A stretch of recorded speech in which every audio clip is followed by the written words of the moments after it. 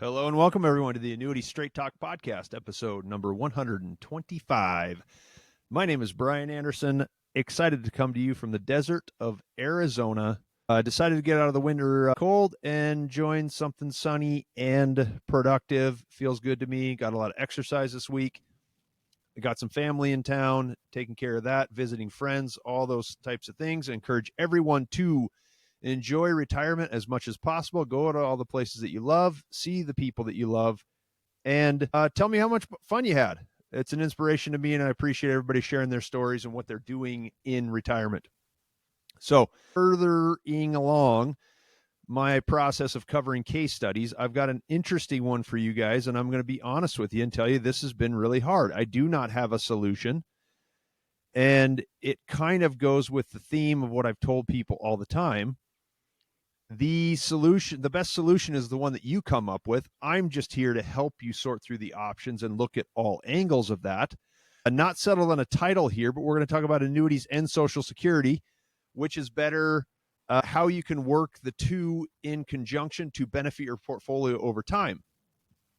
But yes, this case has been very difficult to figure out. And I'm not coming here saying I've got the silver bullet, but I've got a different way to look at things that is probably not something you'll see from 90+% of people out there. We're really trying to determine mathematically which is better.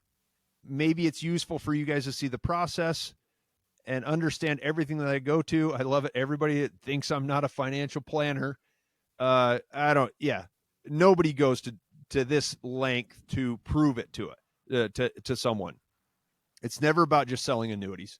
I think it's more important to make sure we can solve a problem, offer the absolute best solution. And this is a pretty standard case. Came a little more complex, and it may take me 2 episodes to work through it all. Although I don't know if I'm going to beat a dead horse on this one.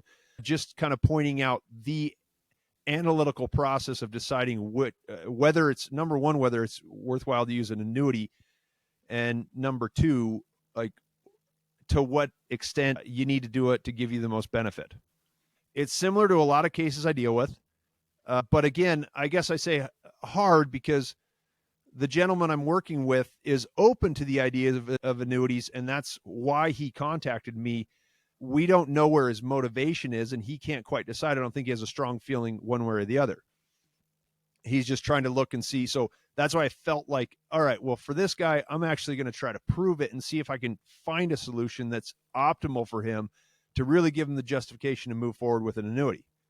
So he's already 62 years old and currently pulling $8,000 a month from an adequate portfolio. He's got 50-50 stock bond blend. And obviously in the last couple of years, he's seen pretty steady performance. Now, bonds got hammered last couple of years, but right now where they're sit, if you held value, they're paying some pretty good coupon rate. So it's not immediately obvious from where the numbers are today that an annuity is going to beat it. Now, for simplicity and consistency and guarantee, obviously there's a theoretical purpose to using an annuities, but we want to find a mathematical one as well. Now, I never go into scare tactics with people. Oh, the market's going to drop X%, or, rates are going to climb, bond values drop, or vice versa, whatever it is. Now, that could all happen. You have to plan for those risks, of course. But again, I go off the feeling you get from other people. He's not sitting there thinking, oh my goodness, maybe the market's not going to do this forever. And he'd be justified in feeling that way.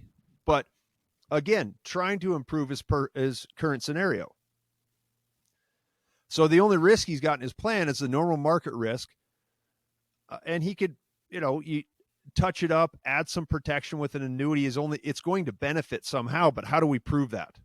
So his plan is to wait until 70 to collect Social Security, which will then pay $4,400 a month, further reducing requirements from the portfolio. So he's got to make it to age 70 until the burden from retirement assets eases considerably because of what Social Security brings to the table.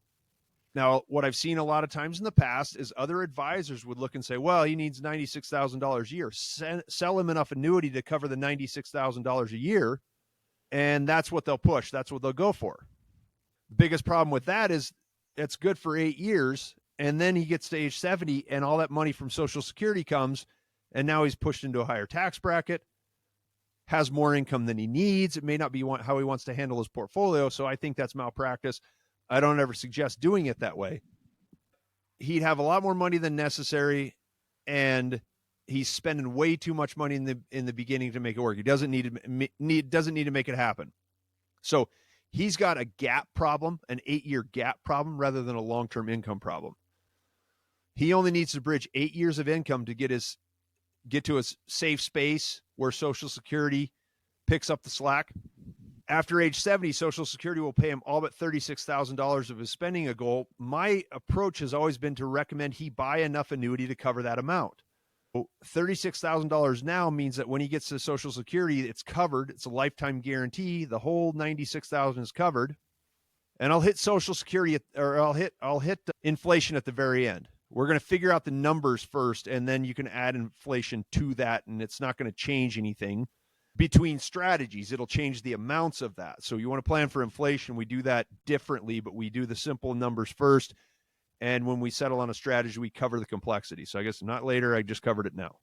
So I would always recommend, hey, listen, buy the $36,000 a year now. When the $53,000 comes in, then you're going to be covered. So then you just have that, the gap of Social Security over time. I think those numbers are a little off. I'm going to change that for the newsletter, but you guys get the idea, hopefully. That's exactly what annuities, $36,000 a year, and that's what he's got to do. So it reduces a burden on the portfolio now, and his full income would be covered when Social Security hits at 70. Calculations show this would cost about $575,000 to get that with an A-plus company. And I don't recommend a purchase of that size unless I know it's the best way to do things. And you guys need to understand and remember, it has nothing to do with the size of the annuity and has everything to do with the percentage of assets that it represents. But for some reason, things change when the numbers get bigger. I like to point out that someone with $500,000 of assets is always more willing to contribute $250,000 to an annuity than a person with $2 million is to contribute $1 million to an annuity. It's just the way things work. I don't know what it is. So I look at that, and that's a simple way to look at income planning, but my gut was telling me that it was important to test out various claiming strategy for Social Security. I didn't even know we could go that direction until he hinted. He said, I only did that because that's the way to get the most money. I'm open to anything. I said, okay, well, I'm gonna run with that, and we can see if we can play with the numbers a little bit. Different than using my spreadsheet. We're not using hypothetical market returns. We're using a net present value calculation. This goes back to everybody asks, what'd you do in college? I took finance classes. We did a lot of corporate finance, spreadsheets, internal rate of return, net present value. It has given me an invaluable ability to evaluate products, strategies, and ideas in a different way than most people will do. You discount the expected cash flow to find what it would cost to fund it today, and it'll show you which series of payments is the most valuable. Depending on when he claims Social Security, depending on how he does an annuity, it creates a different stream of payments, and we can plug that into amortization software and figure out what it would cost him today to produce that over time. All we got to do is assign a reasonable discount rate. I'm going to try to explain this to people, and that can be said as a rate at which we can confidently expect assets to grow over time. Sticking with the current plan, let's assume he draws $96,000 per year for the next 8 years. And when Social Security hits, he will only need to draw $43,000 per year from the portfolio. So correcting a typo now, when I said 36 before, it's actually 43 is what is needed after it. And that's $575,000. So, but in this example, 96 per year for 8 years, then Social Security hits, he's got $43,000 per year from the portfolio. To the age of 85, that creates a cumulative income gap of $1,413,000. Total amount of the money he needs to draw, cumulative out of his portfolio. Discounting that at 5% brings the net present value to $979,000. That is the amount of money he'd have to invest today at 5% interest to create the necessary income stream to age 85. Think about it. Principal and interest, $979,000, growing at 5% every year, being reduced by the amount of income he takes out. And those numbers are based on monthly withdrawals, monthly compounding. Okay, that's his current plan. If he didn't do anything, all he's got to do is get 5%, net present value $979. So how about if you bought an annuity now to cover the long-term income gap? Remember, I said that's what I typically did. $43,000 a year starting today, it costs him $575,000. So he takes a 8-year burden off the portfolio, gives it a guarantee, and then when Social Security kicks in, he's got the 96 that he needs. Only need to cover $50,000 per year for the next 8 years, and then it's all guaranteed. So you discount the $53,000 per year, growing at 5%, being reduced by $53,000 per year for 8 years. So $353,000 net present value, but you also had to buy the annuity at $575, so that comes to a total net present value of $928K. Side note, as long as these are well within his budget, then any of these are on the table depending on what he wants. So we took his current strategy, reduced the net present value, gave him the guarantee, the consistency, and all that stuff, reduced the net present value just by adding an annuity. So it helped. So clearly it offers him a substantial benefit in retirement, and you can even change the rate of return. The higher the rate of return you use, it's going to result in a larger difference in favor of the annuity. The lower returns will inch closer and closer to nothing more than just the cumulative income gap. So 0% would be the cumulative income gap. So there are a lot of different scenarios to test, and that's why this one is so difficult, because I can do Social Security at 66. I can do annuities immediate. I can do annuities deferred. I can do all sorts of stuff. And I'm going to play with these, and depending on his level of interest, we'll go through all of those. But when somebody's asking me, it's not something I can just go through on the first call. We had a great discussion. He's a sharp guy. He'll get it. I love it when it's always a great challenge to sell an annuity to a really smart guy. You got to go into this stuff. So different claiming strategies. We're going to try that and see if it produces different results with net present value will determine which is the best deal. I'm going to do one to see if it makes a difference. And let's suppose he claims now at 62. His Social Security payments are roughly $31,000 per year, which is $22,000 short of what is expected at age 70. If you buy an annuity that produces $22,000 at age 70, so he buys it now and reduces it, and defers it, so he's going to get the same amount of money at age 70, but he's going to be collecting $31,000 a year the whole time. Costs him $160,000 today. He'd collect $248,000 of Social Security payments over 8 years. That's an incredibly good deal. Is an annuity better than Social Security? In that case, it is. It's everybody that says, oh, wait till 70, wait till 70. Well, there's mathematical proof. It's just extra money. That reduces the cumulative income gap to $1,165,000 and has a net present value of just $738,000. Holy cow. That's $200,000 on a net present value basis. Again, just a way to analyze it over time. Higher interest rate, higher yield is going to create a bigger difference in favor of the annuity. So, like I said before, lots of ways to look at this. No question that annuity is going to help. How does he want to do it? You want to do it immediate? Do you want to do a tiny one and defer it just to shore that up? Anything will help, plus offer the benefit of a guarantee that he does not have. Returns in the market are not guaranteed. He's got a lot of risk there, but I'm not trying to fearmonger, not trying to tell anything. The consistency and the ease of the regular payments is so much more simple and definitely going to be a benefit later in life.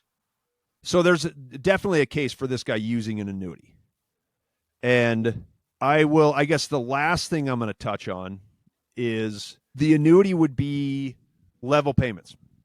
And somebody's going to say something about that. I do not care. Because if you throw Social Security's inflation adjusted CPI, little increases, all that stuff, you throw that at me, then I'm going to throw 2033 at you. Google it, Social Security 2033. Enough said. Because we can talk about, if he covers part of the income gap and gives up $20,000 to Social Security, a 1% inflation adjustment, 3% inflation adjustment on that, $500 a year, it's nothing. So again, but we'll cover Social Security as part of the calculation once a strategy has been decided, because if you add a 3% inflation adjustment to each of those scenarios, it's going to result in the same thing. It's still going to turn it, and it's just a much more simple calculation to look at the level amount now and figure it out that way. Unquestionable benefit for using an annuity in terms of overall cost, that is going to lead to greater accumulation no matter how much annuity he buys. Now, if you followed me this far and like this kind of analysis, get on my calendar, top right corner of any page on AnnuityStraightTalk.com. This is for deep thinkers. This is for the analytical types who want to prove without question that an annuity is the best thing to use. It's what I totally recommend before you commit to a big purchase. Please like, subscribe, or comment on your favorite podcast platform or on YouTube. A lot of people on YouTube are subscribing. Go to the top right corner and hit the little bell, because that's going to notify you every time a new episode comes out. You don't have to get on the newsletter if you don't want. Sign up at AnnuityStraightTalk.com. You'll get it delivered to your inbox every Saturday morning. I'm here. Get a hold of me. Great to have you guys with me. Look forward to next week. Something good, maybe better than this, but I think this was pretty solid. You guys have a great day. Okay, thanks. Bye. You have been listening to Annuity Straight Talk. The preceding information is for informational and educational purposes only and does not represent tax, legal, or investment advice. The views expressed by guests on this program are their own and do not necessarily reflect the views of Annuity Straight Talk or its partners. No information presented today should be acted upon without meeting with a qualified and licensed professional. It is important that you read all insurance contract disclosures carefully before making a purchase decision. Guarantees are based on the financial strength and claims paying ability of the insurance company.